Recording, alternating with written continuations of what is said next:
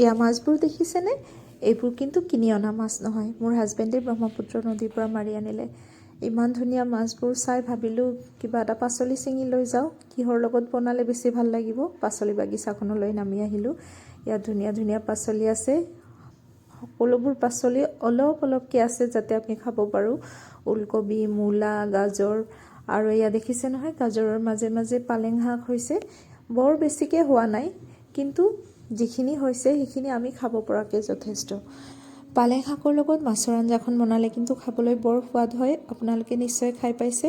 আৰু নদীৰ মাছ হ'লেতো কথাই নাই, সেই নদীৰ পৰা মাছ মাৰি অনাৰ লগে লগে মই সদায় মাছৰ লগত শাক বনাবলৈ শাক বিচাৰি আহোঁ। হয় পালেং শাক, নহ'লে ডাঠা শাক, আৰু একো নাথাকিলে বেঙেনা। এইবোৰে ভাল লাগে মাছৰ লগত। এয়া মই এতিয়া ছাদত আহিলোঁ, ছাদত মাছৰ কাৰ্টুনবোৰত আমি এনেকৈ পালেং শাক লগাইছোঁ। আৰু এইবোৰ পালেং শাক মই কেইদিনমান আগতেই ছিঙিছিলোঁ, সেয়ে বৰ বেছি ডাঙৰ হোৱা নাই, তথাপিও যিখিনি হৈছে মই ছিঙি আছোঁ। আকৌ কেইদিনমান পিছত ওলাব। আৰু এয়া চাউলৰ বস্তা, চাউলৰ বস্তাটো আমি এনেকৈ পালেং শাক লগাইছোঁ।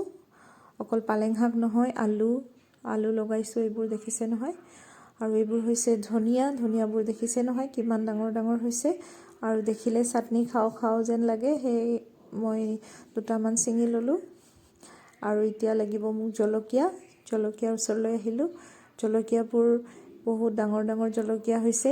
এয়া এই বছৰৰ জলকীয়া গছ, নতুন জলকীয়া গছত কিন্তু জলকীয়াৰ চাইজবোৰ বৰ ডাঙৰ ডাঙৰ। আজিৰ হাৰভেষ্টিং ইমানেই, ধন্যবাদ জনাই ভিডিঅ' সামৰিছোঁ।